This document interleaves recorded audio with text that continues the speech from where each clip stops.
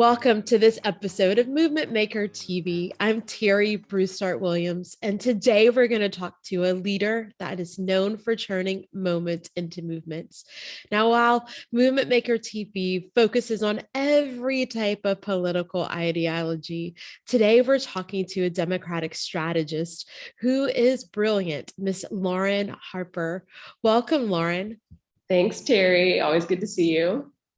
Well, I'm so excited to talk to you today. We have gotten to know your story from Find Your Fire and know that, you have worked on some really large campaigns and some really small campaigns.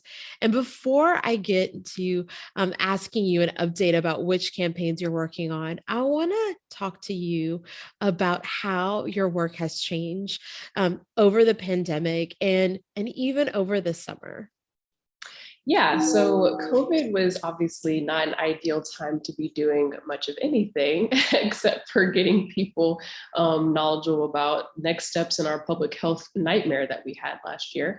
But I do a lot of strategic communications work with my firm, City Bright. So we were taking on nonprofit clients, elected official clients, and then we did some work around obviously the 2020 election with Secure the Ballot, trying to get primarily young people to not just know more about what was going on in the election cycle, but also to actually vote, right? One of our slogans at Secure the Ballot is unmute yourself. So, right, like you're on a Zoom call, you got to unmute yourself when you register to vote so that you can participate and that you can be an important part of the electorate.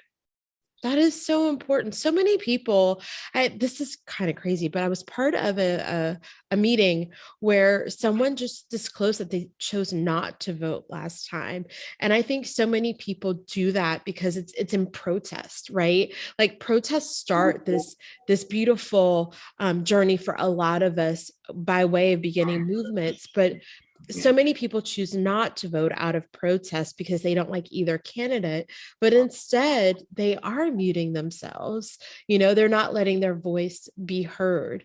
So I love that your slogan is unmute yourself, because you should vote, pick one and then hold them accountable for the change that you want to see instead of just being in the passenger seat.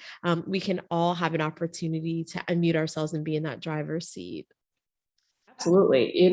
We talk a lot about with Secure the Ballot, the fact that the more representative your electorate is, the more representative the people who are elected to represent you are, right? So if you don't have diversity in age, in gender, in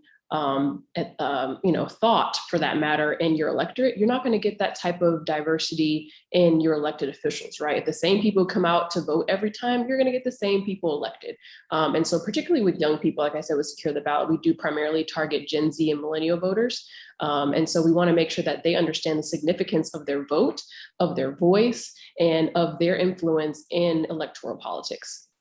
That's incredible. So I am a fan of yours and City Bright and follow you on Instagram and Twitter and all the things, and saw that you were recently in Cleveland. There was this really big race there between two Black women, which we don't see a whole lot, but you were on the ground encouraging people to get involved and unmute themselves. So tell me a little bit about what you were doing in Cleveland and just a little bit of background about why that race was so important to so many. Right. So I work with this group called the Welcome Party. I'm co-founder of the Welcome Party. And we are a group that really wants to ensure that we have a big tent Democratic Party, right? A tent where everyone feels included and everyone feels welcomed, for that matter. Particularly with last year, there was a lot of divisive rhetoric. There was a lot of back and forth about, what a Democrat is. And even, with Senator Sanders' tweet this past weekend where he's saying, is this the type of Democratic Party we want? We want to be a Democratic Party where everyone feels welcome and everyone can participate. And so this past election cycle in Ohio 11 with the special, we were doing get out the vote work, trying to make sure that people understood that they could participate in this primary, right? A lot of people had confusion about the election rules in Ohio. So saying, I'm registered as this, can I still vote? And we want to make sure everyone knows, yes, you can vote, like just come out and vote, right? It's a major election. We're replacing a congressperson particular Congresswoman for that matter, because Mhm. Marcia Fudge, Secretary Marcia Fudge, is now in the president's cabinet. So we wanted to make sure that people participated, particularly, like I said, these young people. So we had a team on the ground here. We were doing young people turnout, and just like I said, education, so voter education and voter mobilization. And it was a really great time, and hope that we had a little bit of an impact on the race. That is fantastic. I love that you're welcoming people to vote, no matter what side of the aisle they're on, but also making sure that your own party is inclusive of all. That's so important. We don't want to leave anyone behind. I do want to mark some resources for those of you that are out there. If you are a woman thinking about running for office, definitely look up the LBJ Women's Campaign School, which is housed at the University of Texas. It is definitely getting women prepared to run for office, but it's also helping people like Lauren, who are campaign strategists, get ready to organize and run campaigns. And if you are not a Democrat, if you are on the conservative side of the house, definitely follow Arena Shaw. She's also in Find Your Fire, and she's a conservative woman and an incredible fire starter. So she's someone that you might also turn to. So Lauren, I want to talk to you about something that has become a passion of mine over the past 6 to 8 months. Always been something that I love, but I'm leaning into it a whole lot. And that is cultivating the movement from within. The work that we do is so heavy. It is so tiring. And rarely do we ever get time for ourselves. So I have implemented something I call the me set, where I put myself first, because if I'm not happy and healthy and whole, I am not living well. So I can't lead well. And so there are 4 things that I say. I've had this invisible backpack and I use it every day. And the first is faith. Faith to know that there's something much bigger than yourself out there. Fortitude, that's knowing there always is a way. Sometimes when you're in the thick of a movement or in the trenches, you can't see the way, but if you pause, usually you can find it. The next one is failing forward. If we don't fail, we don't become generative. When we fail, usually we think of something better and bigger and more innovative. And the last is forgiveness. Just forgiveness to myself if I don't want to send an email at 9 o'clock at night, and forgiveness for others if they can't do the same because they're just tired.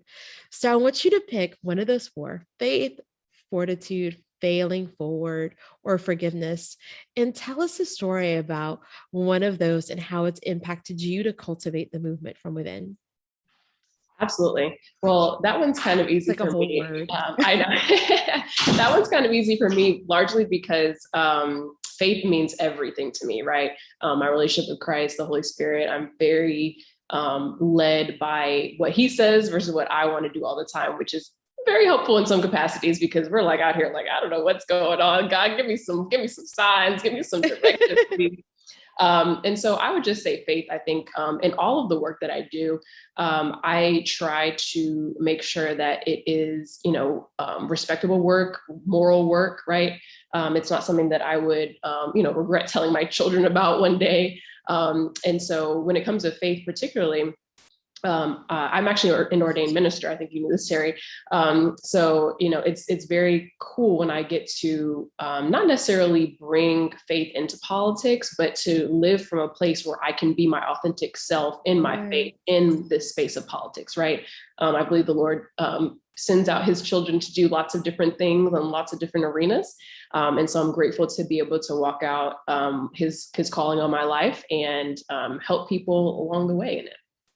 Oh, well, we are so grateful to have people like you, that are doing good and living well. With just, I say it all the time, you have to have a good heart, good work ethic, and just some good ways about you to succeed in life. But most definitely we need people like you in politics. Grateful to Thank be here. you. Yes. Thank you so much for joining us today. We hope that everyone follows you on your social media. Give us your handles. Absolutely. They're all the same. Lauren J.H. Harper. I have 2 middle names, so the J.H. But they're all the same, and really excited to talk to you anytime we get to talk, Terri. Awesome. Thanks again for watching this episode of Movement Maker TV. This is a fireside chat with the strategist, Lauren Harper. Lauren is one change maker highlighted in Find Your Fire. And we hope that you read her story and more about her at movementcollective.com. Till next time, with faith and fortitude, I hope that you light a fire in this world because we can all be a leader that turns a moment into a movement.